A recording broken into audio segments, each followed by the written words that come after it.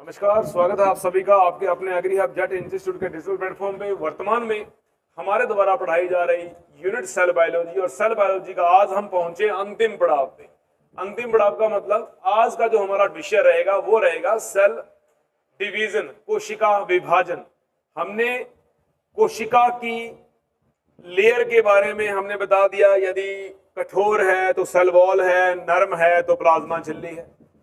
हमने ये बता दिया कि कोशिका के अंदर कोशिका द्रव्य में पाए जाने वाले विभिन्न प्रकार के कोशिकांग, जैसे भित्ति रहित, एकल भित्ति युक्त, दोहरी भित्ति युक्त। कन्फर्म हुआ बेटा? ये चीजें हमने झिल्ली युक्त, हमने जो भी सेलुलर ऑर्गन थे वो हमने पढ़ दिए। आज का हमारा टॉपिक क्या रहेगा?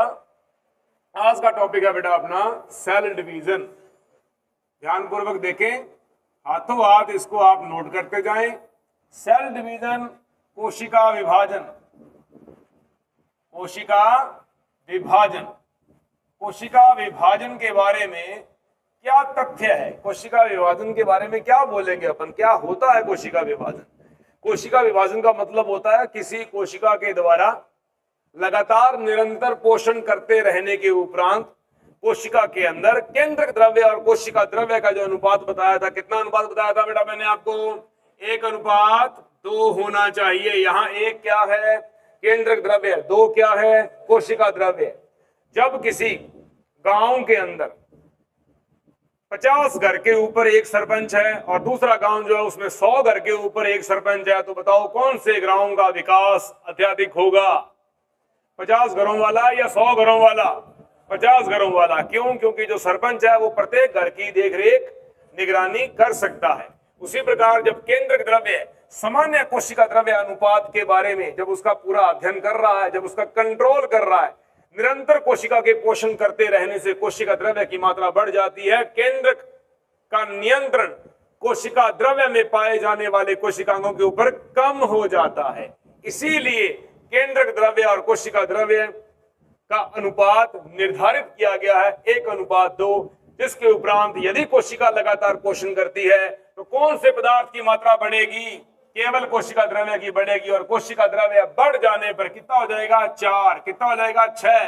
कितना हो जाएगा? 8 हो जाएगा। तो अगर 1:4 भी लिखेंगे या 1:6 भी लिखेंगे तो केंद्र का नियंत्रण कोशिका द्रव्य के ऊपर क्या पड़ रहा है? कमजोर हो रहा है। इसलिए कोशिका क्या होती है बेटा? विभाजित होती है। याद रखिएगा ध्यान। कोशिका विभाजन के लिए हमने 2 सिद्धांत पढ़े थे बेटा। पहला सिद्धांत क्या पढ़ा था हमने? क्या नाम था उसका? रुडोल्फ, क्या नाम था? विर्चॉव। रुडोल्फ विर्चॉव नामक वैज्ञानिक आया था। दूसरा वैज्ञानिक कौन सा आया था? स्टार्सबर्गर। कौन सा आया था बेटा? स्टार्सबर्गर। क्लियर हुआ? रुडोल्फ विर्चॉव ने कौन सा कथन दिया था? याद है आपको? ओमिनिस सेल्यूला ई सेल्यूला। बेटा मैं लिख रहा हूं यहां पे, इसने दिया था ओमिनिस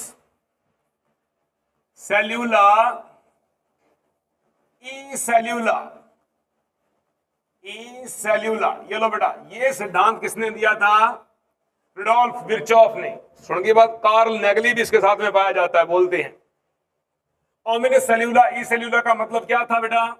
नई कोशिकाओं का निर्माण, नई जो सेल्स होती हैं, नई सेल्स का जो निर्माण है वो कौन सी कोशिकाओं से होगा? पूर्ववर्ती कोशिकाओं से होता है बेटा। ये लो जी, पूर्ववर्ती कोशिकाओं से होता है। कन्फर्म हुआ बेटा? इसीलिए इसी सिद्धांत के कारण रुडोल्फ विर्चॉव ने एक और सिद्धांत दिया था जिसे क्या बोलते हैं? Cell lineage theory. Cell lineage theory कहा था बेटा। सेल लाइनेज सिद्धांत दिया था। कोशिका लीनियर सिद्धांत या सेल लाइनेज सिद्धांत का प्रतिपादन किसने किया था? किसने किया था? हाँ जी बेटा, किसने किया था? रुडोल्फ विर्चॉफ ने किया था। कन्फर्म है? आवाज साफ आ रही है? बहुत अच्छी आवाज, ठीक है जी। तो रुडोल्फ विर्चॉफ ने ओमिनिस सेल्यूला ई सेल्यूला का प्रतिपादन किया, जिसका अर्थ होता है नई कोशिकाओं का निर्माण पूर्ववर्ती कोशिकाओं से होता है। इसी के आधार पर रुडोल्फ विर्चॉफ ने एक सिद्धांत दिया, सेल लाइनेज सिद्धांत। अति महत्वपूर्ण है, नोट कर लीजिएगा। सेकंड फैक्ट के ऊपर आ रहा हूं बेटा मैं। सेकंड फैक्ट कौन सा है? स्टार्सबर्गर। स्टार्सबर्गर क्या कहता है? नए केंद्र का निर्माण पूर्ववर्ती केंद्रक से होता है। तो कहने का मतलब इसने कोशिका के बारे में बता दिया, इसने केवल केंद्रक के बारे में बताया। इसने क्या कहा कि जो नया केंद्रक है, नया केंद्रक का निर्माण कहां से होगा बेटा? पूर्ववर्ती केंद्रकों से होता है, पूर्ववर्ती केंद्रक से होता है। ये लो, पूर्ववर्ती केंद्रक से होता है, देख सकते हो आप इस चीज को। ठीक है बेटा। कोशिका विभाजन के दौरान जो कोशिका होती है उसका एक सर्कल होता है, उसका एक चक्कर होता है, जिसे अपन सामान्य भाषा में क्या बोलते हैं बेटा? कोशिका चक्कर कहते हैं। क्या कहते हैं बेटा? कोशिका चक्कर कहते हैं। तो नेक्स्ट टॉपिक आएगा हमारा सेल साइकिल। सेल साइकिल, कोशिका चक्र, कोशिका चक्र कहेंगे।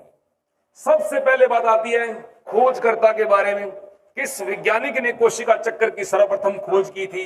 तो अपने क्या बोलेंगे? हावर्ड व पेल्क। हावर्ड तथा पेल्क, ये दो वैज्ञानिक थे जिन्होंने मिलकर किसका निर्माण किया था बेटा? कोशिका चक्र की खोज की थी, सेल साइकिल के बारे में बताया था। कंफर्म रहेगा बेटा? चलो मैं नेक्स्ट पेज के ऊपर कोशिका चक्र के बारे में बताया। कोशिका चक्र के अंदर इसने क्या कहा? इसमें दो घटनाएं होती हैं। क्या होती है बेटा? अब पहला तो इसका अर्थ लिखेंगे कि कोशिका चक्र का अर्थ क्या है। क्या लिखेंगे? कोशिका के विभाजन के दौरान विभिन्न परिवर्तनों की जो प्रावस्था होती है उसको अपने क्या बोलते हैं? कोशिका चक्र। यानी कि कोशिका विभाजन की प्रावस्थाओं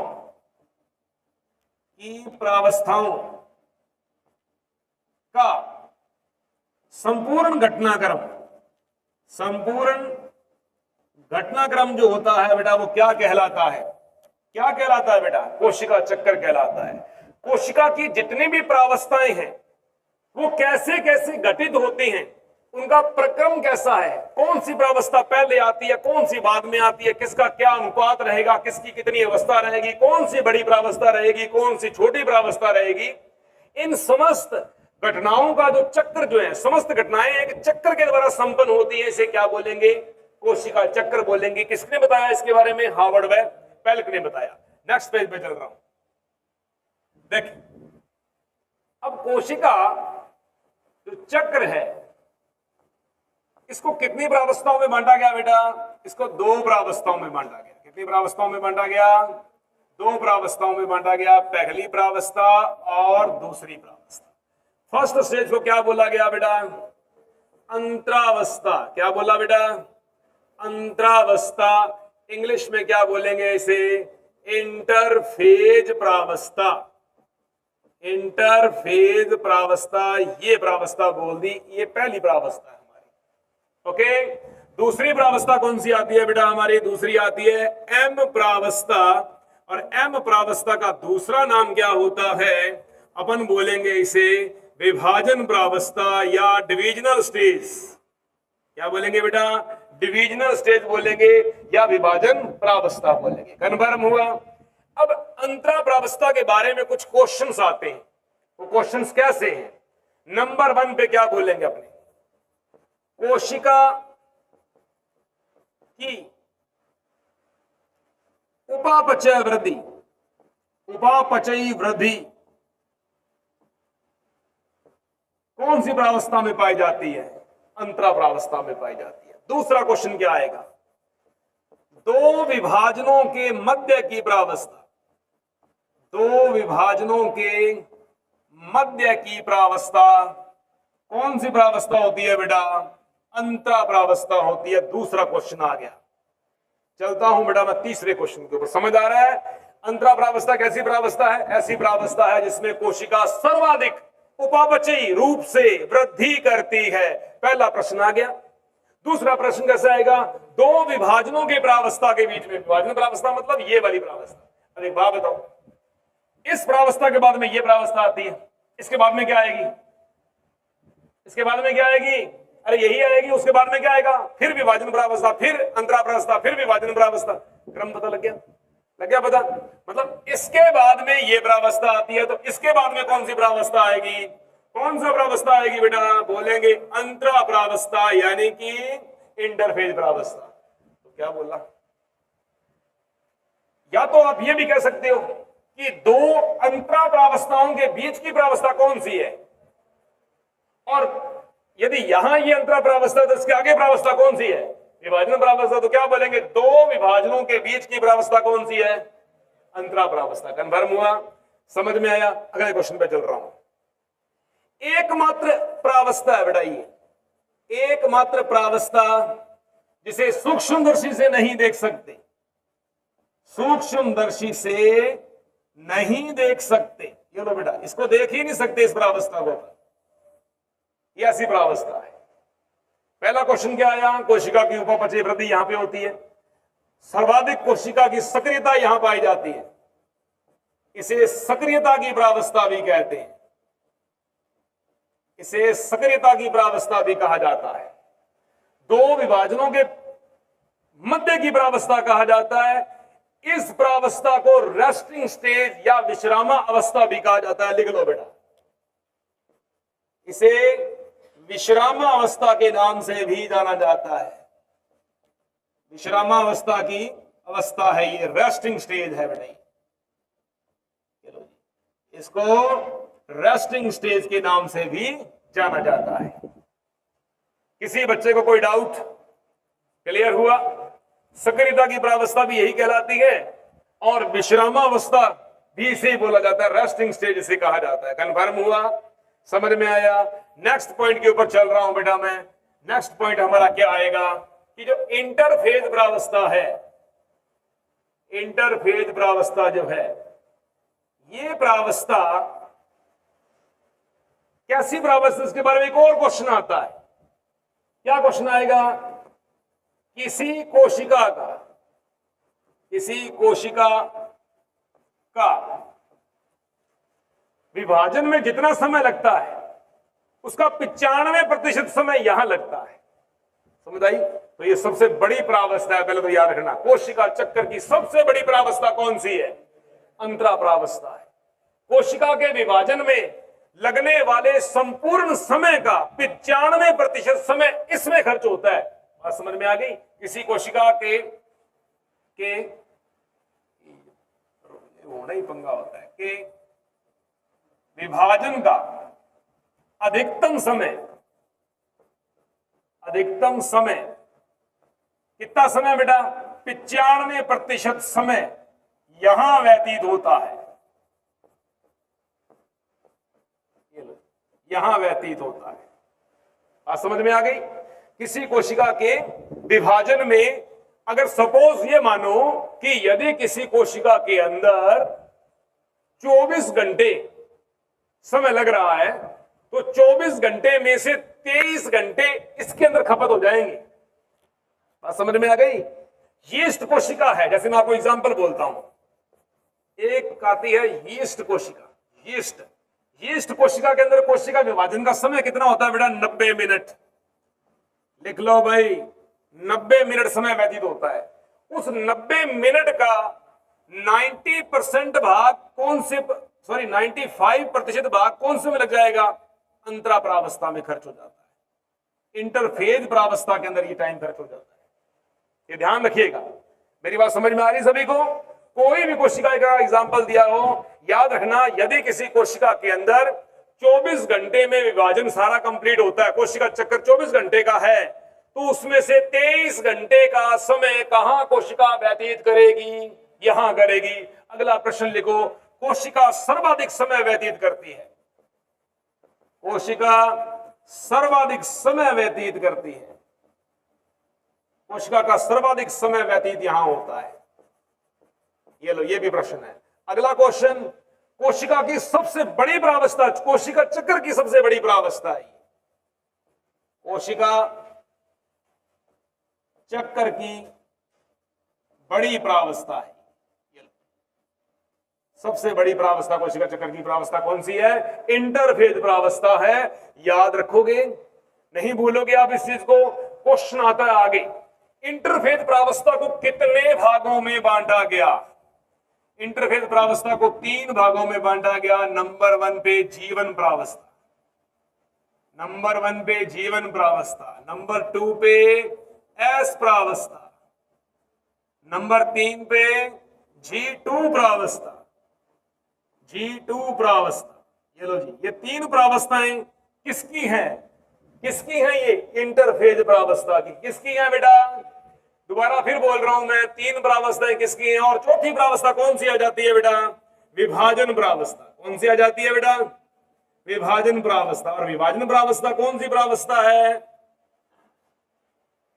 ये वाली प्रावस्था। ये वाली प्रावस्था मतलब इसमें कितने भाग पाए जा रहे हैं? इसके अंदर बेटा 3 भाग पाए जा रहे हैं। तो कोशिका चक्र कैसे बनेगा?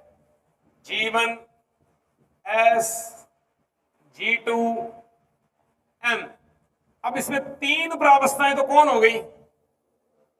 इंटरफेज प्रावस्था हो गई। और चौथी प्रावस्था कौन सी हो गई? विभाजन प्रावस्था हो गई। इन सबको मिलाकर क्या बोलते हैं? क्या बोलते हैं? क्या बोलते हैं? कोशिका चक्कर कहते हैं। क्या बोलते हैं? कोशिका चक्कर कहते हैं। सबसे बड़ी प्रावस्था कौन सी है यहां पे? इससे छोटी प्रावस्था कौन सी है? इससे छोटी प्रावस्था कौन सी है? और सबसे छोटी प्रावस्था कौन सी है? तो इसके लिए सामान्यतः एक ही सीधा क्वेश्चन आ गया, स्मॉलेस्ट स्टेज। आ गया बेटा क्वेश्चन कि सबसे छोटी प्रावस्था कौन सी होती है? कौन सी होती है? विभाजन प्रावस्था। अब तुम मुझे देख के बताओ, यदि मैं तुमसे पूछूं इंटरफेज प्रावस्था की सबसे छोटी प्रावस्था का नाम बताओ, क्या बोला? G2। Very good. क्या बोलोगे? G2। M नहीं बोलोगे, M तो विभाजन प्रावस्था है। मैंने क्वेश्चन क्या पूछा हुआ है? इंटरफेज अंतरा प्रावस्था की सबसे छोटी प्रावस्था कौन सी है? इंटरफेज प्रावस्था की सबसे बड़ी प्रावस्था कौन सी है?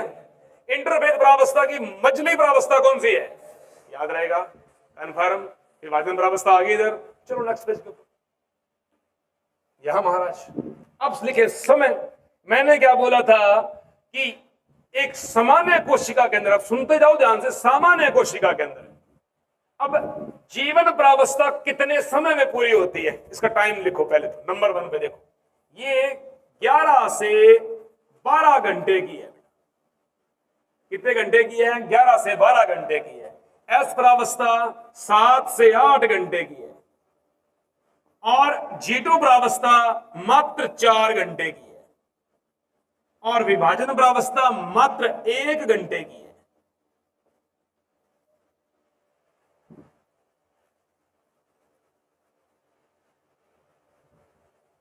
ठीक है, ओके बेटा, समझ आ गया? क्लियर है?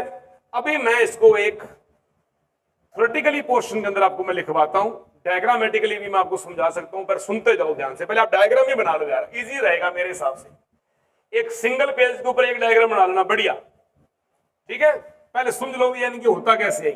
नेक्स्ट पेज पे चल रहा हूं, देखो बेटा ध्यान से। अब हम पढ़ रहे हैं कोशिका चक्कर।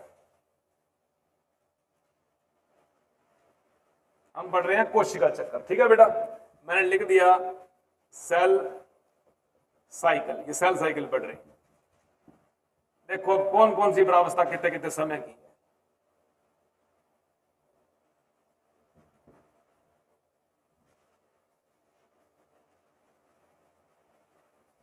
इसको बोलूंगा मैं G1 प्रावस्था, इसको बोलूंगा मैं S प्रावस्था, इसको बोलूंगा मैं G2 प्रावस्था, इसको बोलूंगा मैं विभाजन प्रावस्था। बात समझ में आई? अच्छा जी, अब देखो ध्यान से।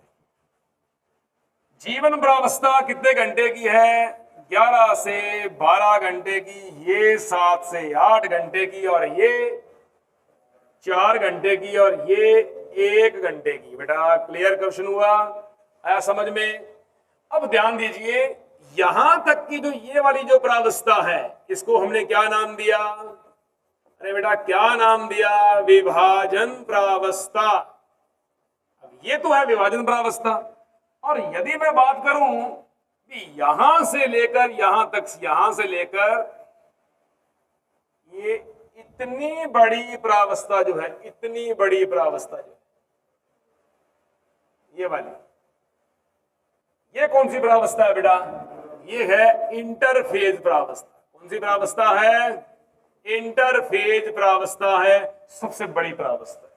तो अब नॉर्मल पता चल रहा है कि कोशिका का लगभग 23 घंटे का समय। घंटे कितने हो गए? गिनो, 11, 11 और 8, 19, 19 और 4, 23, 23 और 1। अगर आपने वैसे करना 12 मिटा दो, 12 लिखना ही मत, सीधा लिखो 11 घंटे की है, इसे लिखो 8 घंटे की है, ये लिखो 4 घंटे की। और इजी कर देता हूं आपको मैं, टेंशन नहीं लेनी, 11 लिखेंगे 12 लिखें, ये 11 घंटे, ये 8 घंटे, ये 4 घंटे और ये 1 घंटे। कोई भी दुनिया की कोशिका चले, उसका जितना टाइम कोशिका विभाजन में लगेगा उसका 95% भाग किसमें गुजरता है? इंटरफेज अवस्था के अंदर गुजरता है। कोई डाउट है क्या किसी बच्चे को? बताओ पहले मेरे को। ठीक है, आते हैं क्वेश्चन के ऊपर, नंबर 1 पे पहला क्वेश्चन। पहले क्वेश्चन के ऊपर चलते हैं अपन। ये तो है इसका डायग्राम, ठीक है। थ्योरेटिकली पोर्शन के अंदर मैं करवाता हूं। नंबर 1 पे इस प्रावस्था को क्या बोलेंगे? क्या बोलेंगे इसे? इसे जीवन प्रावस्था बोलेंगे। क्या बोलेंगे भाई? इसे जीवन प्रावस्था या गैप फर्स्ट प्रावस्था कहते हैं। जीवन प्रावस्था या गैप फर्स्ट प्रावस्था कहते हैं। ऐसे ही क्वेश्चन आएंगे बेटा, ध्यान देना। नंबर 2, इंटरफेज यानी कि क्या बोलेंगे? अंतरा प्रावस्था की, अंतरा प्रावस्था की सबसे बड़ी प्रावस्था है। क्या है बेटा? ये सबसे बड़ी प्रावस्था है। नंबर दूसरा क्वेश्चन ये क्लियर हो गया अपना। तीसरे पे चलता हूं। इस प्रावस्था को और क्या बोलेंगे? सर्वाधिक विविधतापूर्ण प्रावस्था है बेटा। ये सर्वाधिक विविधतापूर्ण, विविधतापूर्ण प्रावस्था है। देखो क्वेश्चन कैसे बन रहे हैं, देखते जाओ ध्यान से। सर्वाधिक विविधतापूर्वक प्रावस्था है, ये भी अपने आप में क्वेश्चन आ सकता है। जैसे लिख रहा हूं वैसा क्वेश्चन आएगा। अगले क्वेश्चन पे चलता हूं बेटा, सुनो ध्यान से, सुनो ध्यान से। इस प्रावस्था को क्या कह सकता हूं? ये विभाजन प्रावस्था थी, तो विभाजन के जो बाद में आती है उसको क्या बोलते हैं? पश्च प्रावस्था बोलते हैं कि नहीं बोलते हैं? और विभाजन से जो पहले की प्रावस्था आती है उसे पूर्व प्रावस्था बोलते हैं कि नहीं बोलते हैं? बोलते हैं। तो इसको क्या लिखूंगा मैं? इंटरफेज की जीवन प्रावस्था है, इसके बाद में आई है, बोलेंगे पश्च विभाजन प्रावस्था। लिख दो, लिख दो क्या? लिख दिया फिर मैंने। इसे पश्च विभाजन प्रावस्था भी कहते हैं। ये लो जी, ये पश्च विभाजन प्रावस्था भी होगी, ये भी नाम हो गया इसका। हो गया बेटा। इस प्रावस्था को बोलते हैं डीएनए संश्लेषण प्रावस्था। क्या बोलते हैं? ऊपर मुंह करो पहले, डीएनए संश्लेषण प्रावस्था कहते हैं।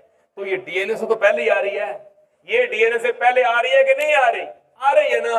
लिख दो पूर्व डीएनए संश्लेषण प्रावस्था, पूर्व डीएनए संश्लेषण प्रावस्था, पूर्व डीएनए संश्लेषण प्रावस्था के नाम से भी जाना जाता है। हो गया क्वेश्चन बेटा। ये पहले के सारे चल रहे हैं। और क्या काम होगा? यहां कोशिका, इस प्रावस्था के अंदर क्या होता है? कोशिका उपापचयी रूप से, उपापचयी रूप से सक्रियता धारण करती है, सक्रियता धारण करती है। ये लो मित्रों, ये भी लिख लेना। उपापचयी रूप से सर्वाधिक वृद्धि कोशिका की यहां होती है। ये लो जी, सर्वाधिक वृद्धि यहां करती है। ये लो जी, ये भी लिख दिया, सर्वाधिक वृद्धि करती है। और काम क्या लिखेंगे हम इसके अंदर? और क्या लिखेंगे इसमें? लिखेंगे हम, देखो ध्यान से, क्या लिखेंगे इसमें? DNA plus RNA plus protein plus enzyme plus nitrogen क्षारक, क्षारकों का एकत्रण होता है, का एकत्रण होता है। ये लो मित्रों, सारे पदार्थ मैंने यहां पे इकट्ठे कर दिए, सारे पंडाल में आ चुके हैं, फेरे रात्रि में होंगे। ठीक है जनाब। यहां लड़की वाले भी आ गए, लड़के वाले भी आ गए, झुंड आ चुका है। अब यहां पे आ गया बेटा। अब प्रश्न, एक क्वेश्चन आता है जो अक्सर बच्चों को परेशानी पैदा करता है। एस प्रावस्था के बारे में तो अपन डायरेक्टली ये बोल देते हैं कि भाई ये डीएनए संश्लेषण है। इसको अपन क्या बोल देते हैं? यहां केवल डीएनए संश्लेषण होता है और कुछ भी नहीं होता। इस प्रावस्था को डीएनए संश्लेषण प्रावस्था भी कहते हैं। लेकिन यह प्रावस्था डीएनए से पहले की प्रावस्था है। इस प्रावस्था के बारे में क्या घटना घटेगी, इसके बारे में एक अति महत्वपूर्ण क्वेश्चन लिखना। क्या लिखोगे क्वेश्चन इस प्रावस्था के लिए? इस प्रावस्था में आरएनए व प्रोटीन का, आरएनए व प्रोटीन का संश्लेषण प्रारंभ होता है। संश्लेषण प्रारंभ होता है, प्रारंभ होता है। ये क्वेश्चन आया हुआ है। ये बोलते हैं कि डीएनए का संश्लेषण तो आप करवाते हो एस प्रावस्था में। ये पिछले पूरे बैच के अंदर बच्चों में कंफ्यूजन बना रहा, जो फाउंडेशन कोर्स के लॉन्ग टर्म कोर्स के थे उनको ये नहीं पता था। अब ये तो मैंने पूछ लिया कि डीएनए का संश्लेषण कहां होता है, फटाक से बताओगे सर एस प्रावस्था में होता है। अगर मैं पूछूं आरएनए और प्रोटीन का संश्लेषण कहां पे होता है तो क्या बताओगे? तो आधी किताबें कह रही हैं डीएनए में, आधी कह रही हैं जीवन में, आधी कह रही हैं G2 में। तो होता कहां है? याद रखना, पहली प्राथमिकता आरएनए और प्रोटीन संश्लेषण को मिलती है जीवन के अंदर। यहां ये प्रारंभ हुआ है। हो गया प्रारंभ बेटा, कंफर्म हो गया ये। अब चलते हैं, ये सिस्टम यहां इधर हो गया। अब चलता हूं मैं डीएनए संश्लेषण प्रावस्था। इस क्वेश्चन के अंदर, इस पैटर्न के अंदर किसी बच्चे को कोई दिक्कत है क्या? सारे प्रश्न लिख दिए आज तक जितने बार जो आए हुए हैं सारे क्वेश्चन, इससे ऊपर कभी प्रश्न बाहर जाएगा ही नहीं आपका, गारंटी है अपनी इस बात की। चलो वाले क्वेश्चन के ऊपर मैं नेक्स्ट पे चल रहा हूं, संश्लेषण प्रावस्था के ऊपर। ठीक है बेटा, थोड़ा फास्टली किया करें प्लीज, थोड़ा सा है ना, जल्दी करें। नेक्स्ट पे चलता हूं मैं। अभी हमारी कौन सी स्टेज है बेटा? एस प्रावस्था। कौन सी प्रावस्था है बेटा? एस प्रावस्था। ये लो मित्रों, ये आ गई एस प्रावस्था। आप देखिए एस प्रावस्था के कितने उपनाम हो सकते हैं। पहली कहानी तो एक बात सुन लो ध्यान से। एस प्रावस्था को जाना जाता है किस प्रावस्था के अंदर? डीएनए संश्लेषण प्रावस्था कहा जाता है। बेटा कोई दिक्कत तो नहीं है, चीज समझ में आ गई? डीएनए संश्लेषण प्रावस्था बोल दिया। डीएनए संश्लेषण प्रावस्था का मतलब क्या है? क्या मतलब है? क्या मतलब है? देसी भाषा में कह दो, डीएनए की मात्रा कितनी हो गई है? दुगनी हो चुकी है बेटा। कितनी मात्रा हो चुकी है? डीएनए की मात्रा दुगनी होती है। गुणसूत्रों की मात्रा पर कोई प्रभाव नहीं पड़ता, गुणसूत्रों पर कोई प्रभाव नहीं पड़ता। ये लो, मतलब गुणसूत्रों की संख्या कोई वृद्धि नहीं होती। क्या बढ़ेगा? केवल डीएनए की मात्रा दुगनी होगी। इसके लिए क्वेश्चन कैसे आएगा? इसके लिए क्वेश्चन ऐसे आएगा, यदि माना किसी पहली प्राथमिक कोशिका के अंदर इंटरफेज कोशिका चक्कर के दौरान कोई कोशिका है, उसमें ये मात्रा है। मतलब समझा है? मतलब समझे इसका कि इसमें दो गुणसूत्र हैं और न्यूक्लिक अम्ल मतलब अनुवांशिक पदार्थ। अनुवांशिक पदार्थ क्या है? डीएनए। अरे होता है कि नहीं होता? अरे न्यूक्लिक का मतलब क्या होता है? अनुवांशिक पदार्थ। ये मात्रा है। कन्फर्म हुआ? ये किसी कोशिका में गुणसूत्र, दो गुणसूत्र और 2n डीएनए है। एस प्रावस्था के पश्चात, इसके बाद बेटा मान लो एस प्रावस्था से इस कोशिका को मैंने गुजार दिया, तो क्या परिणाम प्राप्त होंगे? बताएं, क्या परिणाम प्राप्त होंगे? अब सुनो, ऑप्शन लिख रहा हूं बेटा, सुन लो।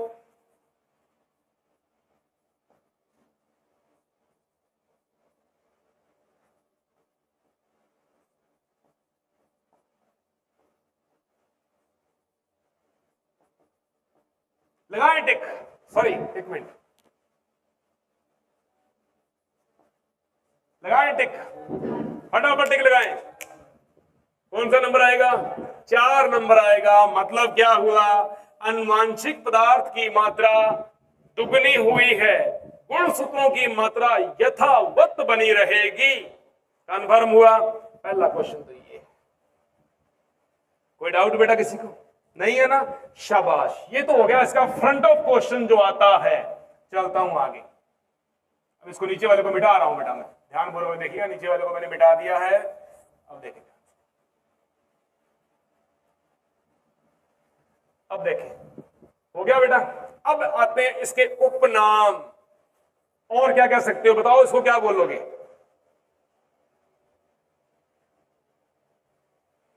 डीएनए संश्लेषण प्रावस्था है तो पहला नाम क्या लिखोगे?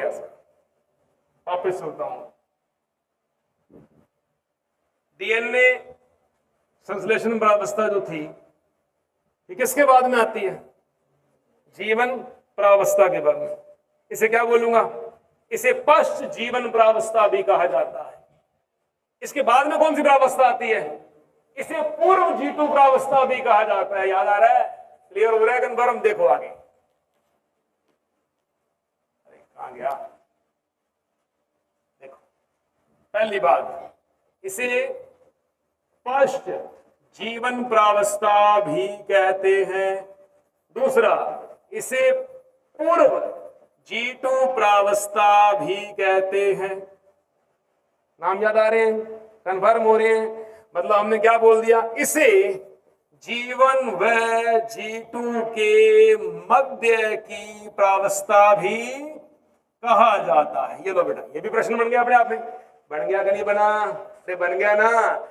इस प्रक्रिया में हमारी प्राथमिकता ये रहेगी कि आनुवांशिक पदार्थ केवल डीएनए का संश्लेषण होता है। ये तो है फिक्स।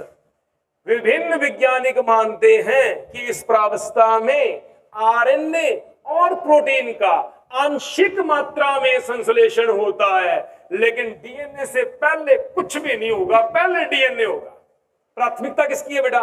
डीएनए की है। तो यहां पे क्या लिखूंगा मैं? आरएनए व प्रोटीन का आंशिक संश्लेषण होता है। आंशिक संश्लेषण होता है बेटा, बहुत कम मात्रा में होता है।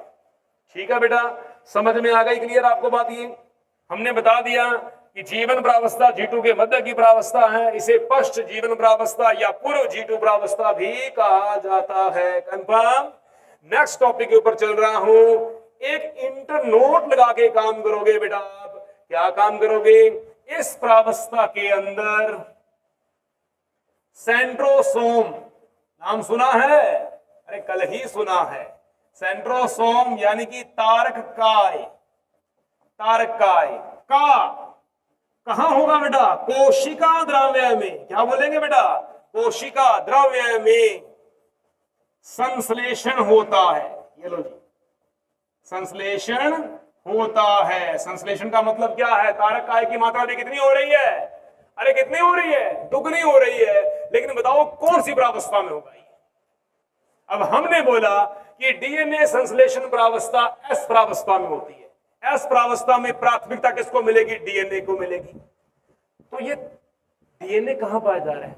ये सारी, अच्छा वापिस आ रहा हूं मैं, ये जितनी भी घटनाएं पढ़ाई है मैंने, ये कहां संपन्न हो रही है? कोशिका द्रव्य में या केंद्र द्रव्य में?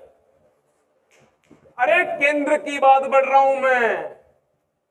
इंटर प्रावस्था केंद्र का अध्ययन किया था या नहीं किया था? किया था ना। तो ये जितनी चीजें पढ़ रहे हो यहां तक, यहां से लेकर यहां तक, ये मटेरियल पूरा का पूरा किस में पढ़ोगे आप? केंद्र द्रव्य में पढ़ोगे। बात समझ में आई? क्लियर हुआ? डीएनए कहां पाया जा रहा है? केंद्र द्रव्य में पाया जा रहा है। अभी मैं क्वेश्चन ये बोल रहा हूं, क्वेश्चन मेरा ये आया हुआ है कि जो सेंट्रोसोम है ये कहां है? ये तो केंद्र द्रव्य में होता ही नहीं।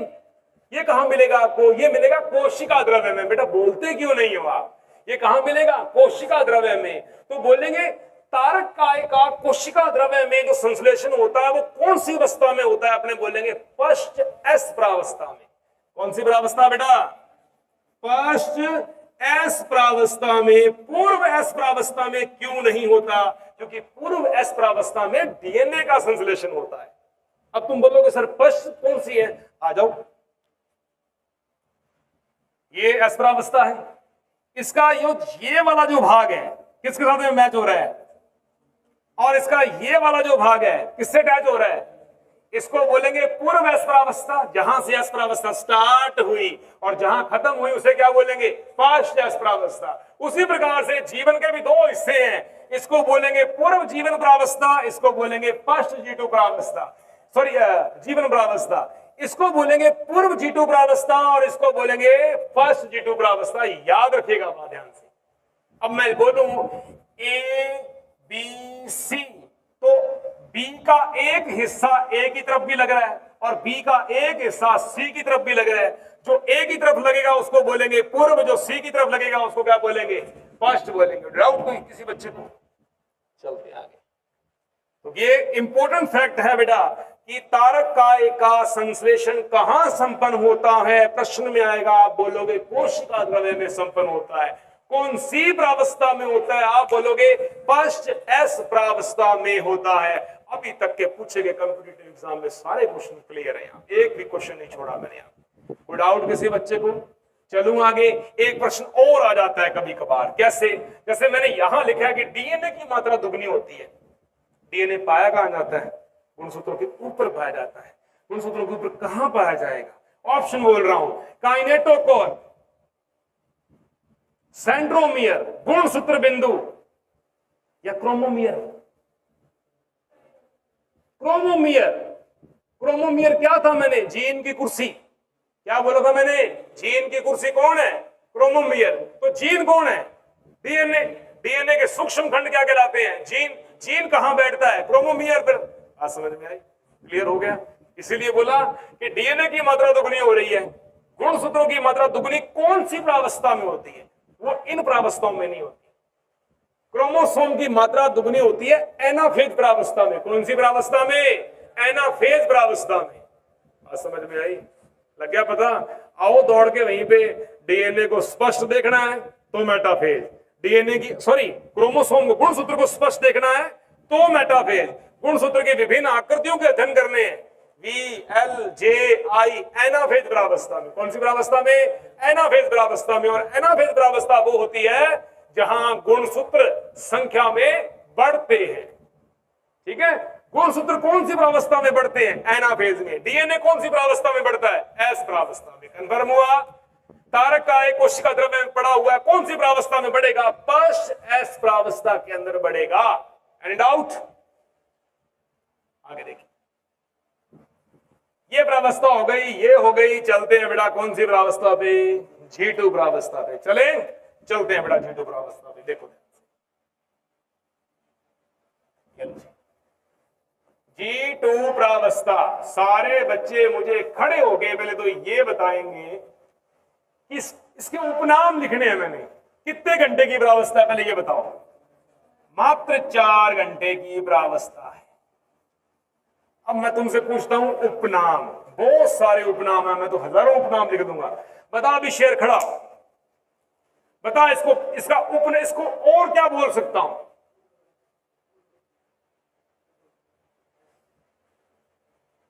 घबराना नहीं है। हाँ जी, गलत है। क्या नाम दूं इसको मैं?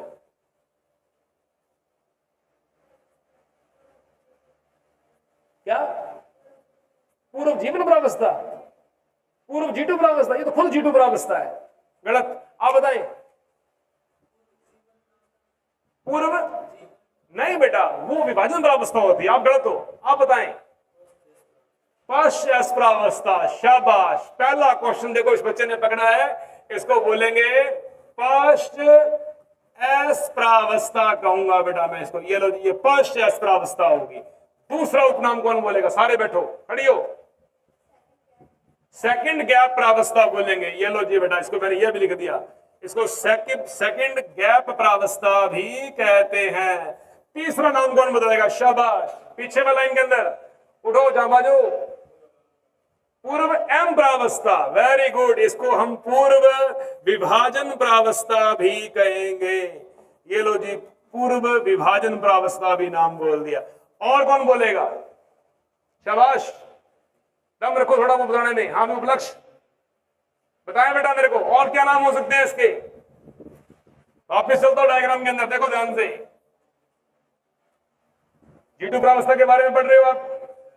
G2 प्रावस्था किसके बाद में आई है? एस के बाद में। तो बोल दिया फर्स्ट G2 प्रावस्था। विभाजन से पहले है तो बोल देंगे पूर्व विभाजन प्रावस्था, या हम क्या कह सकते हैं इसको? एस प्रावस्था में विभाजन प्रावस्था के मध्य की प्रावस्था कह सकता हूं मैं। कह सकता हूं? कन्फर्म हुआ? ठीक है। और कौन सा क्या नाम बोलेंगे? डीएनए का संश्लेषण कहां पे हुआ था? इस अवस्था में डीएनए का संश्लेषण रुक जाता है, परंतु आरएनए और प्रोटीन का संश्लेषण लगातार चलता रहता है। ये भी क्वेश्चन हो गया? हो गया ना क्वेश्चन बेटा? चलो शाबाश। घबराना नहीं है, अपने आप में हौसला रखा करो आप। देखो बेटा ध्यान से, अब इसमें क्या बोलूंगा मैं? इसको मैं एस प्रावस्था व विभाजन प्रावस्था के मध्य की प्रावस्था बोलूंगा। विभाजन प्रावस्था के मध्य की अवस्था कहूंगा, ये मध्य में पाई जाती है। और क्या बोलूंगा, इस प्रावस्था में डीएनए का संश्लेषण पूर्ण होकर रुक जाता है, पूर्ण होकर रुक जाता है। ये लो बेटा जी, रुक दिया, रुक गया। इस प्रावस्था में आरएनए व प्रोटीन का संश्लेषण जारी रहता है। प्रोटीन का, चल यार, प्रोटीन का संश्लेषण क्या रहता है बेटा, जारी रहता है। कन्फर्म, समझ में आ गई। तारकाय का संश्लेषण भी क्या होगा, यहां पे रुक जाएगा, रुक गया। समझ आ गई बात बेटा? ठीक है, कितने क्वेश्चन हो गए अपने? फर्स्ट एस प्रावस्था, सेकंड के प्रावस्था, पूर्व विभाजन प्रावस्था कहते हैं बेटा इसको।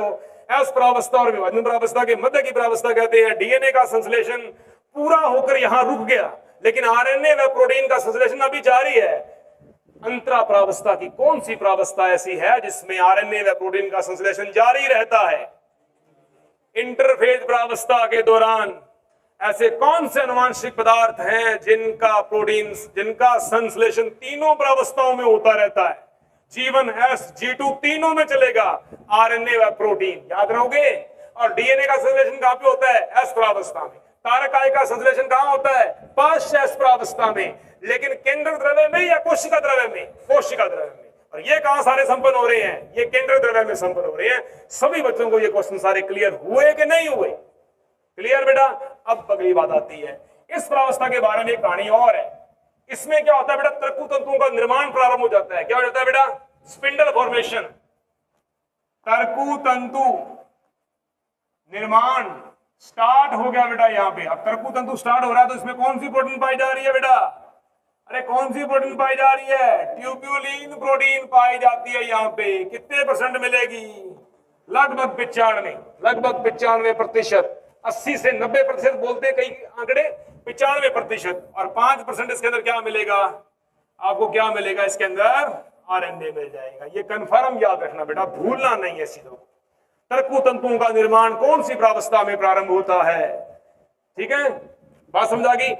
अंतिम क्वेश्चन, शानदार क्वेश्चन लिखो। ये वो प्रावस्था है जहां कोशिका विभाजन के लिए तैयार होती है। तो किसके बाद में कौन सी प्रावस्था आएगी? विभाजन प्रावस्था आएगी। लिखो बेटा, अंतिम प्रश्न लिखो। इस प्रावस्था के दौरान कोशिका विभाजन के लिए अपने आप को तैयार करती है।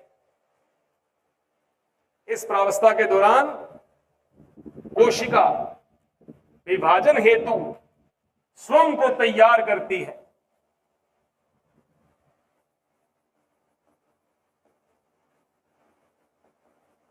स्वयं को तैयार करती है। लो बेटा, विभाजन प्रावस्था, एम प्रावस्था के बारे में पढ़ेंगे। समय कितना होता है बेटा इसका? लगभग 1 घंटा। 1 घंटे के अंदर बेटा ये सारा सिस्टम जो होता है वो क्लियर हो जाता है। ओके, अब देखो ध्यान से। विभाजन प्रावस्था के दौरान विभाजन प्रावस्था के दौरान किसी भी कोशिका के अंदर हमने अंतरावस्था पढ़ दी, पढ़ दिया बेटा हमने। इससे पहले क्या पढ़ी थी हमने अंतरावस्था को पढ़ा था। अंतरावस्था के अंदर कितनी प्रावस्थाएं आएंगी? G1, S, G2 प्रावस्थाएं आएंगी बेटा, आएंगी। अब हम कौन सी प्रावस्था पढ़ने जा रहे हैं? दूसरी प्रावस्था, विभाजन प्रावस्था। पहला काम क्या है? सबसे छोटी प्रावस्था है, कोशिका चक्कर की सबसे छोटी स्टेज है बेटा, सबसे छोटी प्रावस्था कहेंगे इसको। कंफर्म है? इसमें 2 चीजें पाई जाएंगी। विभाजन प्रावस्था के दौरान किसी कोशिका के अंदर 2 पदार्थ मिलेंगे आपको। नंबर 1 क्या बोलेंगे? केंद्रक द्रव्य विभाजन, केंद्रक द्रव्य विभाजन। दूसरा क्या बोलोगे? कोशिका द्रव्य विभाजन, कोशिका द्रव्य विभाजन कहेंगे बेटा। आज चल रहा है टॉपिक अपना फास्ट एंड फास्ट। ठीक है भाई, क्लियर हो गया? केंद्रक द्रव्य विभाजन का दूसरा नाम क्या बोलेंगे? Karyokinesis, karyokinesis, karyokinesis. इसको क्या बोलेंगे बेटा? साइटोकाइनेसिस, साइटोकाइनेसिस, कोशिका द्रव्य विभाजन, इसको बोलेंगे केंद्रक द्रव्य विभाजन। क्लियर हुआ? समझ आ गई बात बेटा? कन्फर्म है? इनका दोनों का बाप कौन था? जिस बंदे ने इनको खोजा, जिस बंदे ने इनका नामकरण किया, कौन था इन दोनों का बापू? इन दोनों का जो पिता था, विभाजन प्रावस्था के बारे में जिस बंदे ने बताया, उसका नाम क्या है? Walter Fleming. क्या नाम था? Walter Fleming. एक्चुअली दो बंदे थे, सम्मिलित रूप से किए इन्होंने, वाल्टर फ्लेमिंग दोनों ने। कन्फर्म?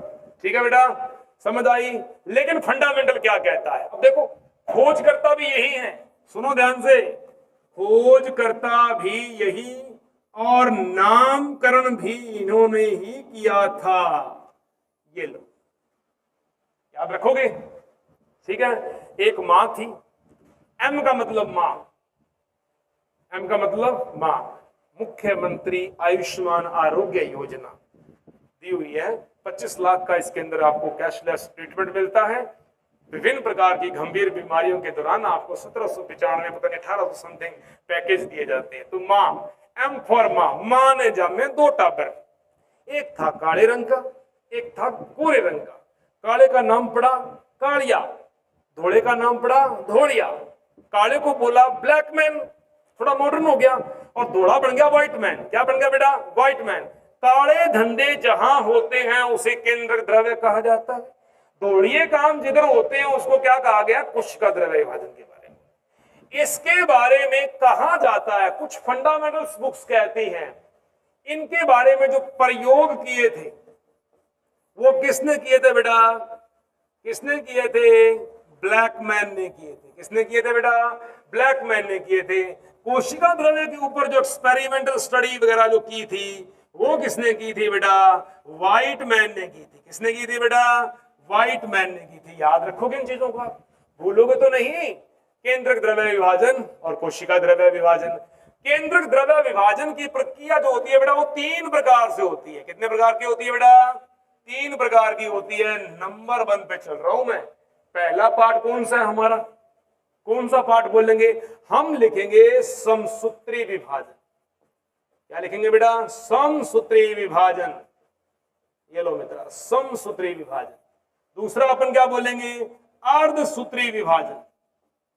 दूसरा हमने बोल दिया अर्धसूत्री विभाजन। ये लो। तीसरा हमने क्या बोल दिया? असूत्री विभाजन। असूत्री विभाजन। समझ आई बात बेटा आपको? कंफर्म हुई मेरी चीजें कि हम पढ़ रहे हैं विभाजन प्रावस्था। विभाजन किसका? विभाजन कोशिका का। कोशिका विभाजन में क्या क्या चीजें भाग लेती है? केंद्रक द्रव्य भी भाग लेता है और कोशिका द्रव्य भी भाग लेता है। जब केंद्रक द्रव्य भाग लेता है तो बोलेंगे केंद्रक द्रव्य विभाजन। कोशिका द्रव्य विभाजन भाग लेता है तो बोलेंगे कोशिका द्रव्य विभाजन। केंद्रक द्रव्य को इंग्लिश में कहा जाता है कैरियोकाइनेसिस। क्या बोलेंगे बेटा? कैरियोकाइनेसिस। कोशिका द्रव्य को क्या बोलेंगे बेटा अपने? साइटोकाइनेसिस। क्या बोलेंगे बेटा? साइटोकाइनेसिस। दोनों कन्फर्म हुए? केंद्रक द्रव्य विभाजन की प्रक्रिया 3 पदों द्वारा संपन्न होती है। पहला पद समसूत्री। देखो, समसूत्री गुणसूत्रों की संख्या समान। अर्धसूत्री गुणसूत्रों की संख्या आधी रह जाती है। असूत्री एमाइटोटिक, कोई लेन देन नहीं है। आज समझ में आए? लेन देन कैसे नहीं है? बात ये है, अगर मैं यहां से वहां जाऊं तो पहले मैं यहां से इस बेंच पे चढ़ूंगा, फिर आगे जाऊंगा, फिर आगे जाऊंगा, स्टेप बाय स्टेप जाऊंगा। इसको बोलते हैं क्रमानुसार गमन। क्या बोलूंगा बेटा मैं? क्रमानुसार गमन। इसको बोलूंगा मैं अप्रत्यक्ष विधि। क्या बोलूंगा? अप्रत्यक्ष विधि। और यदि मैं यहां पे खड़ के स्पाइडरमैन बन के वहां छलांग लगाऊं, इसे क्या बोलूंगा मैं? डायरेक्ट विधि। क्या बोलूंगा मैं? डायरेक्ट विधि। इंग्लिश में क्या बोलूंगा? हिंदी में क्या बोलूंगा? बोलूंगा प्रत्यक्ष विधि। क्या बोलूंगा? खतरा कौन सी विधि में है? अप्रत्यक्ष में या प्रत्यक्ष में? क्यों? हो सकता है मेरी कमर टूट जाए, हो सकता है मुझसे छलांग लगे ही ना, हो सकता है जो करना चाहता हूं वो हो ही ना। और सबसे बढ़िया फायदा कौन से अंदर है? अप्रत्यक्ष विधि में, जो क्रमानुसार विधि चलती है। क्रमानुसार काम करने में हमेशा क्या होता है? सफलता प्राप्त होती है। और डायरेक्ट विधि के अंदर सफलता प्राप्त होने के चांसेस क्या होते हैं? वो क्या रह जाते हैं? बहुत नगण्य चांसेस रह जाते हैं। कंफर्म हुआ बेटा? तो केंद्र द्रव्य विभाजन की प्रक्रिया 3 पदों में संपन्न होती है। अब आप ध्यान दीजिएगा, केंद्रक द्रव्य विभाजन या कैरियोकाइनेसिस शब्द के खोजकर्ता कौन है? कौन है? Walter Fleming. कौन है? Walter Fleming. इनका नामकरण किसने किया था? Walter Fleming. इन पर सर्वप्रथम प्रयोग किसने किया था? ब्लैकमैन, कार्डिये ने। और इसके ऊपर प्रयोग किसने किया था? धोरिये ने। इनके खोजकर्ता और नामकरण किसने किया था? वाल्टर फ्लेमिंग ने। ये लो, कोई डाउट, कोई दिक्कत? नेक्स्ट पेज पे चलता हूं मैं। हाँ जी, सबसे पहला हमारा क्वेश्चन क्या आ रहा है? समसूत्री विभाजन। समसूत्री विभाजन के बारे में हम आज पढ़ेंगे। समसूत्री विभाजन के खोजकर्ता कौन है? सबसे पहले आप देखो, इसकी डिस्कवरी किस बंदे ने की थी? इसकी खोज किसने की थी? किसने की थी बेटा? क्या? वाल्टर और फ्लेमिंग ने। समसूत्रण जो नाम दिया ना, एक्चुअली में जो नाम दिया था वो किस बंदे ने दिया था? फ्लेमिंग ने दिया था। किसने दिया था बेटा? वाल्टर सटन के प्रयोग भी इसके साथ में मैच करते हैं, उन्होंने भी इसके साथ में अपने एक्सपेरिमेंट दिए थे, लेकिन सर्वाधिक प्रमाणित जो आधार था वो किसको मिला था? फ्लेमिंग को मिला था। समसूत्री का मतलब इंग्लिश में क्या बोलेंगे? अंग्रेजी में बोलते हैं इसको माइटोटिक डिवीजन। माइटोटिक डिवीजन, समसूत्री विभाजन। समसूत्री विभाजन के बारे में यह बोला गया है, क्या? इधर देखो ध्यान से, इसमें विभाजन के दौरान, देखो बेटा, यार क्या हो रहा है यार, हर बार ना ये क्लास डिस्टर्ब बड़ी होती है। विभाजन के दौरान जनक कोशिका, ये क्या है बेटा? जनक कोशिका। जनक कोशिका में अनुवांशिक पदार्थ कितना है? देखो बेटा, मान लो कि इसके अंदर गुणसूत्रों की मात्रा ये है 2C और 2N है। अनुवांशिक पदार्थ की मात्रा कितनी है बेटा? यहाँ पे 100% है। तो बनने वाली पुत्री कोशिकाओं में, कौन सी कोशिकाओं में बेटा? बनने वाली पुत्री कोशिकाओं में अनुवांशिक पदार्थ की मात्रा क्या रहेगी? क्या रहेगी बेटा? समान रहेगी। ये इन सभी के अंदर अनुवांशिक पदार्थ क्या रहेगा? क्या रहेगा बेटा? अरे क्या रहेगा? समान रहता है, समान मात्रा रहेगी। ये बनने वाली कौन सी कोशिकाएं हैं? बोलेंगे डॉटर सेल्स। क्या बोलेंगे बेटा? पुत्री कोशिकाएं। प्रश्न समझ में आ गया? समसूत्री विभाजन की परिभाषा समझ में आ गई। ऐसा विभाजन जिसमें विभाजन के दौरान जनक कोशिका में पाया जाने वाला अनुवांशिक पदार्थ बनने वाली पुत्री कोशिकाओं में समान मात्रा में वितरित हो जाता है, आधा नहीं होता। यानी इसमें 100% है, इसमें भी 100 मिलेगा, इसमें भी 100 मिलेगा, इसमें भी 100, इसके अंदर भी 100। सभी पुत्री कोशिकाओं में मात्रा क्या रहेगी बेटा? समान रहेगी। कन्फर्म हुआ? क्लियर हुआ बेटा? इसको क्या कहा जाता है? समसूत्री। समान सूत्री, गुणसूत्रों की संख्या समान बनी रहेगी। कोई दिक्कत? कंफर्म? चलो अगले पेज के ऊपर। अब चलते हैं समसूत्री विभाजन के या टाइप्स। कौन कौन सी प्रावस्थाएं पाई जाती है इसमें? देखो, समसूत्री विभाजन की प्रावस्थाएं, कितनी प्रावस्थाएं पाई जाती हैं बेटा इसके अंदर? कोई बताएगा मेरे को? इसमें पाई जाती है 4 प्रावस्थाएं। कितनी प्रावस्थाएं होती हैं बेटे? 4 प्रावस्थाएं होती है। कौन कौन सी प्रावस्थाएं होती है? नंबर 1 पे देखो ध्यान से। सबसे पहले प्रोफेज, दूसरी मेटाफेज, तीसरी एनाफेज, चौथी टीलोफेज प्रावस्था। और इसके बाद में क्या होगा? इस पूर्वावस्था, इसे क्या कहा जाता है? इसे बोलते हैं बेटा पूर्वावस्था। क्या बोलते हैं बेटा? इसे क्या बोलेंगे? इसे बोलेंगे मध्यावस्था।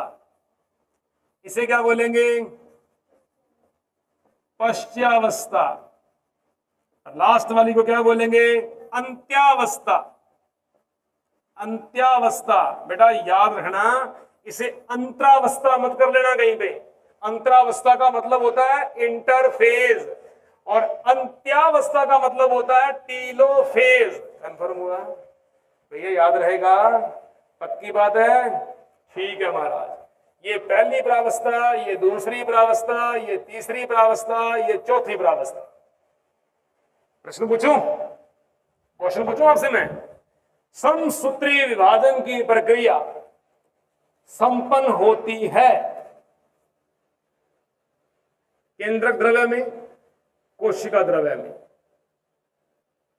अभी तक जो मैं नाम लिखे चारों के चारों, ये चारों नाम आपको कहां देखने को मिलेंगे? केंद्रक द्रव्य में कि कोशिका द्रव्य में?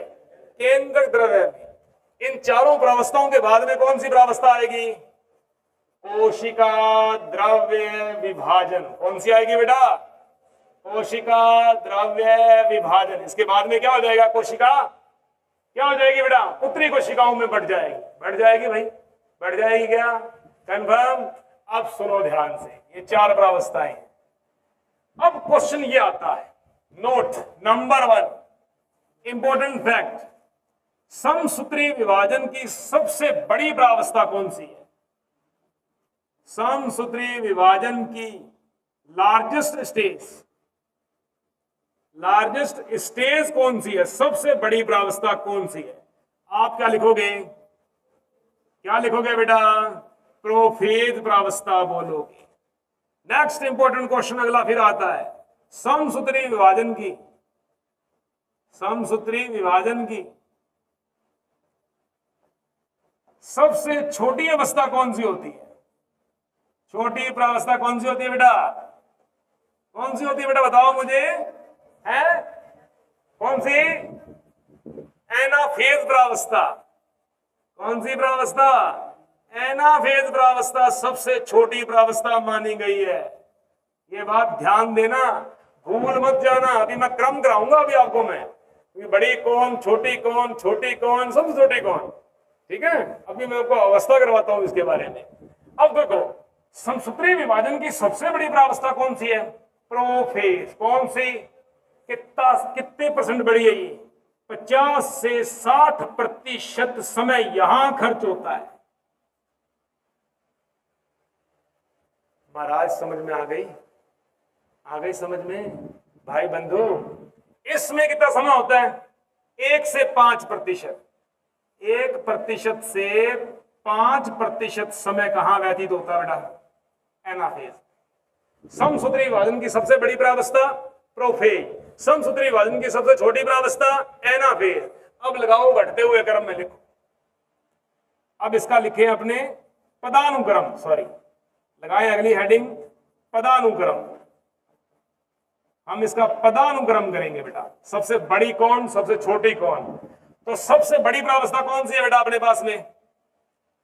प्रोफेज। पता लग गया? सबसे छोटी कौन सी है? एनाफेज। लिखो, प्रोफेज के बाद में प्रावस्था आती है टीलोफेज।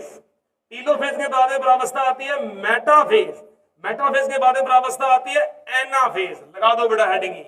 परम इंपोर्टेंट, अति महत्वपूर्ण क्वेश्चन बता रहा हूं आपको मैं। ये बहुत कम पुस्तकों में ऐसा लिखा हुआ मिलता है।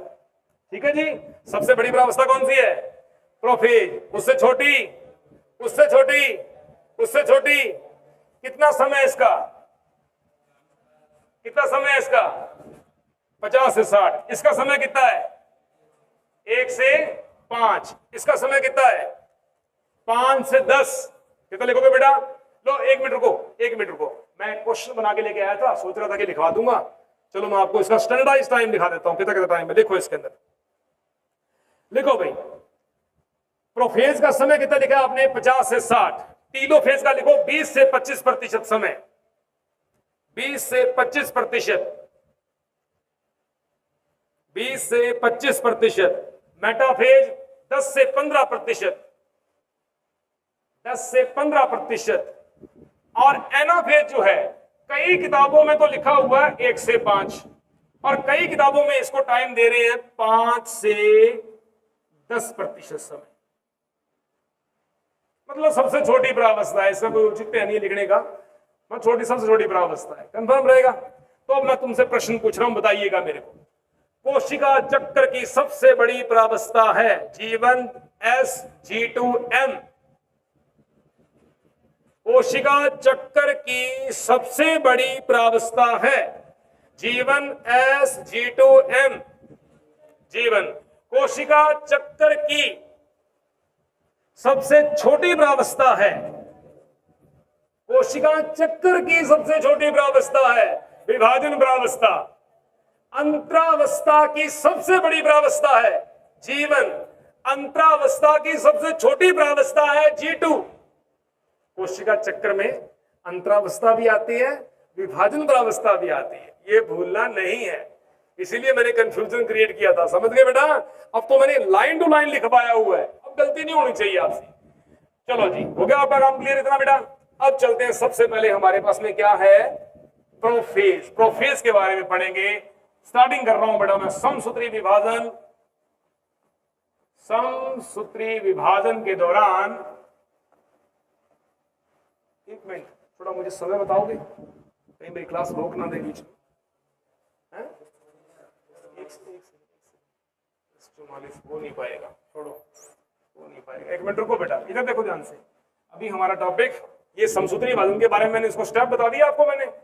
फिर हम चलते हैं अर्धसूत्री विभाजन, अर्धसूत्री विभाजन, तीन विभाजन, इसके बारे में चर्चा हो चुकी है अपनी पूरी, है ना। तो अभी चलेंगे अपने, कैसे करवाऊं, अभी चलते हैं कोशिका द्रव्य विभाजन के बारे में। थोड़ा सा बताता हूं आपको, थोड़ा सा पार्ट है, ज्यादा बड़ा नहीं है, इसके बारे में अपने विवेचना कर लेते हैं ना। कोशिका द्रव्य विभाजन के बारे में देखो, कोशिका द्रव्य विभाजन के बारे में चलते हैं अपने।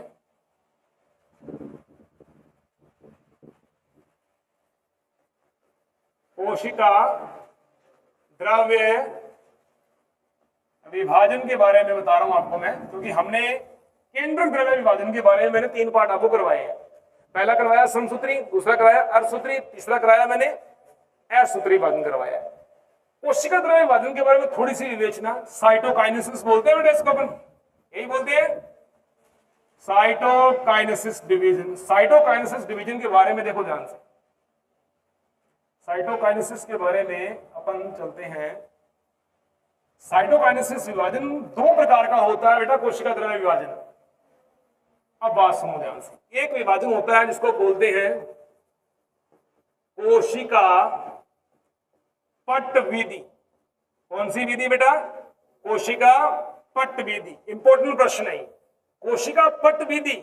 इस प्रकार का कोशिका द्रव्य विभाजन किसमें पाया जाएगा? प्लांट कोशिका में। किसमें मिलेगा बेटा?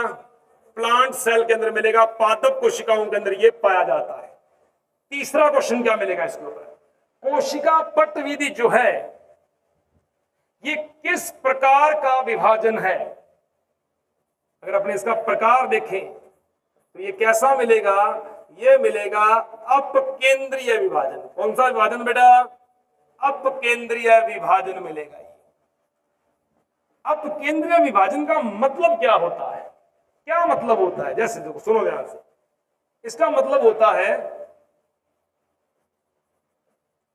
विभाजन पट, विभाजन पट अंदर से बाहर की ओर बनेगा। कैसे बनेगा? सपोज बेटा ये कोशिका है, कोशिका है, विभाजन पट यहां से ऐसे बनेगा, अंदर से बाहर की ओर, अंदर से बाहर की ओर। इस अवस्था को क्या कहा जाता है? अपकेंद्रीय विभाजन। क्या कहा जाता है बेटा? अपकेंद्रीय विभाजन। कंफर्म हुआ? कोशिका पट के बारे में सुना। अब कोशिका पट के बारे में थोड़ा सा और लिखो, इसके बारे में क्या विवेचना आ सकती है, सुनो ध्यान से।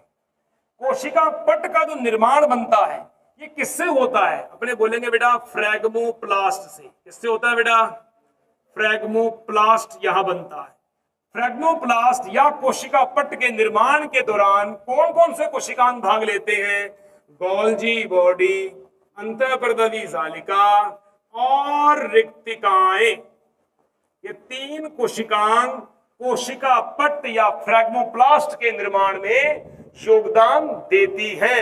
और इनके अंदर हमें क्या मिलता है, कैल्शियम पैक्टेट और मैग्नीशियम पैक्टेट आयन जो होते हैं, ये भी यहाँ पे क्या मिलेंगे आपको, एकत्रित दिखाई देंगे, आपको उपस्थिति मिलेगी इसकी,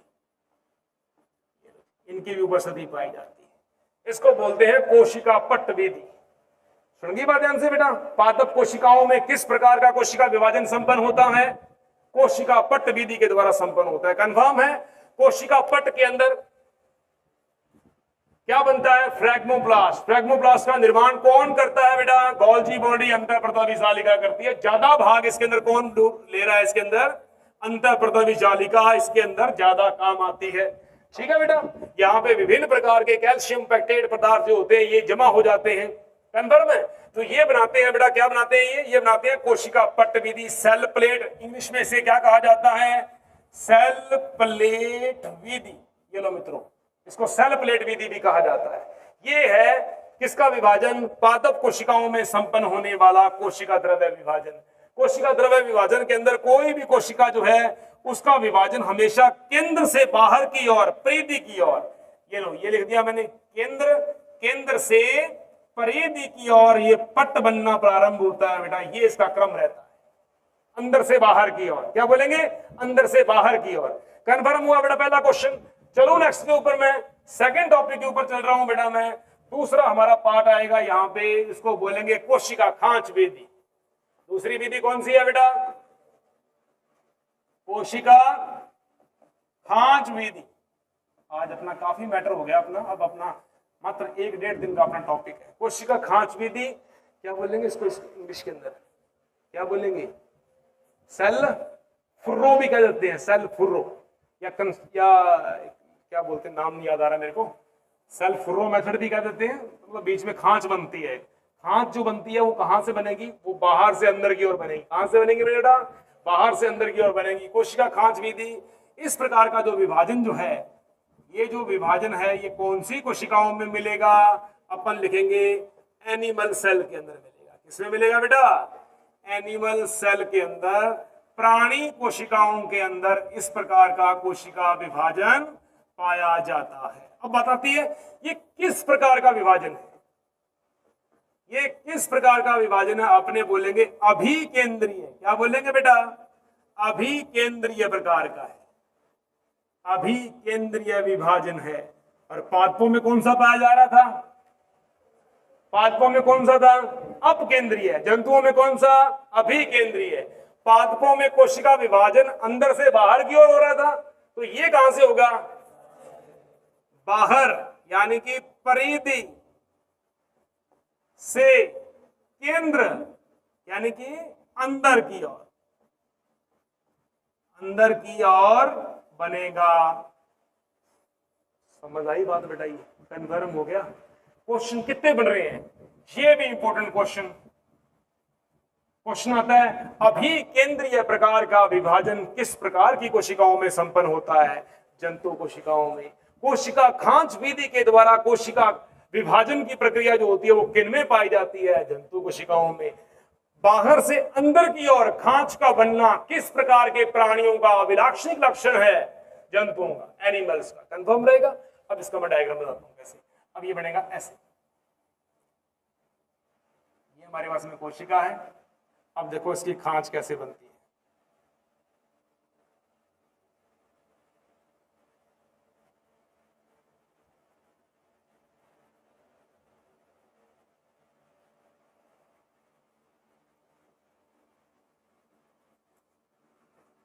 देखो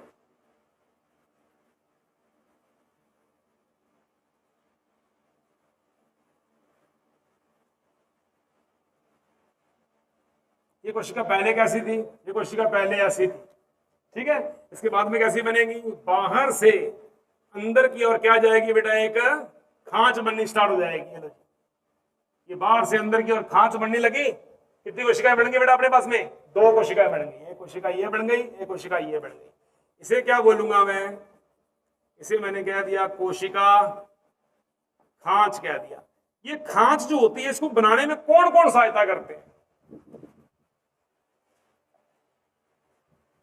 बताओ। मैं करवा चुका हूं आपको, मैं लिखो माइक्रोफिलामेंट और माइक्रोट्यूब्यूलिन प्रोटीन, लिखो यहां पे microfilament, microfilament plus micro tubulin, ये दोनों कोशिकांग जो होते हैं ये मिलकर क्या बनाते हैं बेटा? कोशिका खांच बनाते हैं। क्या बनाते हैं? कोशिका खांच बनाते हैं। और ये खांच हमेशा कब बनती है बेटा? ये क्रम याद रखना, आपने भूलना नहीं है। ये इसका क्रम रहेगा कि कोशिका खांच हमेशा बाहर से अंदर की ओर बनती है। और इस प्रक्रम को क्या कहा जाता है? अभिकेंद्रीय विभाजन। क्या बोलेंगे? अभिकेंद्रीय विभाजन कहेंगे। अभिकेंद्रीय खांच जो होती है, जो कोशिका खांच बोलते हैं, जिसको अपन कोशिका खांच, ये किसके द्वारा बनती है? माइक्रोफिलामेंट और माइक्रोट्यूब्यूलिन के द्वारा बनती है। इस खांच के निर्माण के दौरान कौन कौन से तंतु काम आते हैं? लिख दोगे यहां पे, एक्टिन प्लस मायोसिन। ये लो बेटा, एक्टिन प्लस मायोसिन काम आते हैं। क्यों क्यों काम आते हैं? क्योंकि जंतुओं के अंदर कोशिका भित्ति नहीं होती। जंतुओं के अंदर क्या पाई जाएगी? कोशिका झिल्ली पाई जाएगी, फ्लेक्सिबल पाई जाएगी, तंतु में रेशे पाए जाएंगे। फैलाने में, सिकुड़ने में, दोनों के अंदर ये काम आएंगे। कौन से आएंगे? एक्टिन और मायोसिन तंतु। ये क्या करते हैं? ये एक प्रकार के प्रसारक रेशे हैं। किसी भी प्रकार की कोशिका झिल्ली के प्रसारण के लिए काम आते हैं। कन्फर्म हुआ? ये है कोशिका द्रव्य विभाजन के बारे में। कल हमारा टॉपिक स्टार्ट होगा। अब एक तो क्वेश्चन लिखो यार, इसको देखो फटाफट, जल्दी करो।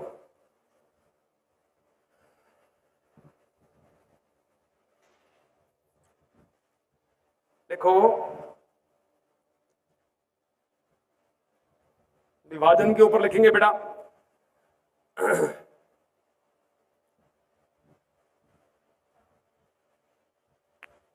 कोशिका खांच विधि जो है ना, एक प्रश्न आया हुआ है कोशिका संकुंचन विधि के नाम से। लिख दो यहां पे, कोशिका खांच विधि का दूसरा जो उपनाम है, इसका उपनाम लिखो।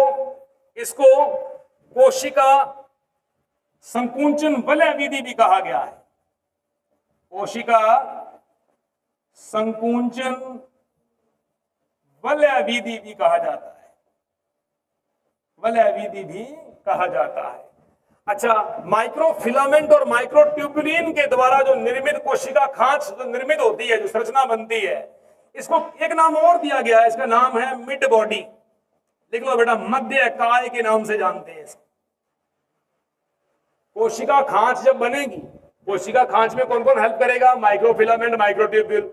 जब ये दोनों मिलकर जो कोशिका खांच बनाते हैं, कोशिका खांच का दूसरा नाम क्या है? Mid body. क्या नाम है बेटा? मिड बॉडी, मध्य काय कहते हैं। मिड बॉडी मध्य काय के नाम से भी जाना जाता है। कंफर्म रहेगा? ये बहुतायत रूप से आपके एग्जाम्स के अंदर आने वाले क्वेश्चन है। इनमें से एक भी प्रश्न बाहर जाने की कोई चांसेस नहीं है। कल हम समसूत्री की प्रोफेज, मेटाफेज, एनाफेज, चार प्रावस्थाओं के बारे में पढ़ेंगे। फिर हम पढ़ेंगे अर्धसूत्री विभाजन के बारे में। एक चीज और देखें, एक टॉपिक और बताता हूं आपको मैं। कोशिका विभाजन जो होता है, जो तो आपने पढ़ा था कोशिका विभाजन, हमने अंतरावस्था पढ़ी, कुछ का चक्कर पढ़ा। कोशिका विभाजन के लिए एक बात ले लेना, ये कई बार ना पेपर में आ चुका है, फिर भी मैं आपको बता देता हूं। कोशिका विभाजन है, यदि आप इसकी प्लांट के लिए बात करते हो कि पादप की कौन सी कोशिकाओं में तीव्र विभाजन होता है और कौन सी कोशिकाओं में नहीं होता, तो पादपों के जो नरम और लचीले भाग थे, मैंने बताया था, जहां पे हरे भाग हैं, नवनिर्मित भाग हैं, उनमें कौन से उत्तक पाए जाते हैं? विभज्योतकी उत्तक पाए जाते हैं। कौन से उत्तक पाए जाते हैं? विभज्योतकी उत्तक। तो मैं लिख देता हूं यहां पे, मैं विभज्योतकी उत्तक जो होते हैं ना प्लांट के अंदर, एक तो हो गया विभज्योतकी उत्तक, दूसरा कौन सा हो गया? स्थायी उत्तक। कौन से उत्तक बेटा? स्थायी उत्तक। स्थायी उत्तक जैसे जैसे सरल स्थायी उत्तक, जटिल स्थायी उत्तक। सरल स्थायी उत्तक कौन से हैं? मर्दोत्तक, स्थूल कोणोत्तक, दृढ़ोत्तक। जटिल स्थायी उत्तक जाइलम, फ्लोएम। ये वाले कौन से हैं? अब ये देखो, इसके नाम बताता हूं आपको मैं, दो प्रकार के हैं। एक को बोलेंगे सरल स्थायी, दूसरे को बोलेंगे जटिल स्थायी। जटिल स्थायी उत्तक बोलेंगे। जटिल स्थायी उत्तक कहेंगे। एक सरल स्थायी, जटिल स्थायी उत्तक। ये कौन कौन से हैं? ये कौन से बेटा? ये हैं शीर्ष विभजोतक, पार्श्व विभजोतक और अंतर्वेशी विभजोतक। अंतर्वेशी, ये 3 प्रकार के हैं। ठीक है बेटा। इनके अंदर विभजोतकी उत्तकों में कोशिका विभाजन जो होता है, सेल डिवीजन जो होता है, वो तीव्र गति से होता है। ये लो जी, तीव्र गति से होगा। ठीक है बेटा। क्वेश्चन आ जाता है कि पादप की कौन सी कोशिकाओं में कोशिका विभाजन की प्रक्रिया बड़ी तेजी से होती है, तो क्या लिखोगे? विभजोतकी उत्तकों की कोशिकाओं के अंदर। यदि प्रश्न आ जाता है कि पादप कोशिकाओं की कौन सी कोशिकाओं में कोशिका विभाजन रुक जाता है, कौन से में रुक जाता है? यहां हो जाता है स्टॉप। कोशिका विभाजन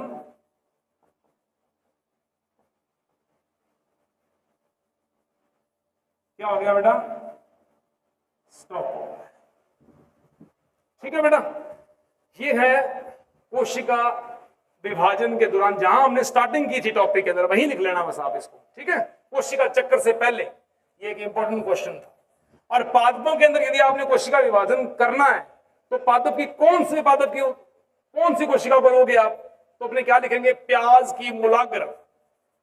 जो प्याज होता है, ऑनियन जो होता है, इसकी जो मूल कोशिकाएं होती हैं, जो इसका मूलाग्र होता है, सफेद सफेद इसकी, कभी प्याज को उखाड़ के देखना, सफेद सफेद जड़ें मिलती हैं, उनमें पादप कोशिका का विभाजन सर्वाधिक किया जाता है, उसके द्वारा किया जाता है सबसे बढ़िया। और जंतु कोशिका का, चाहे आप स्किन ले लो, चाहे बाल की रूटलेट ले लो, बहुत सारे मेथड होते हैं। तो ये है अपना अंतिम प्रश्न। उम्मीद करता हूं आज का टॉपिक आपको सभी को समझ में आया होगा। कल मिलते हैं एक नए टॉपिक के साथ में, तब तक आप सभी का शुक्रिया, सभी का धन्यवाद।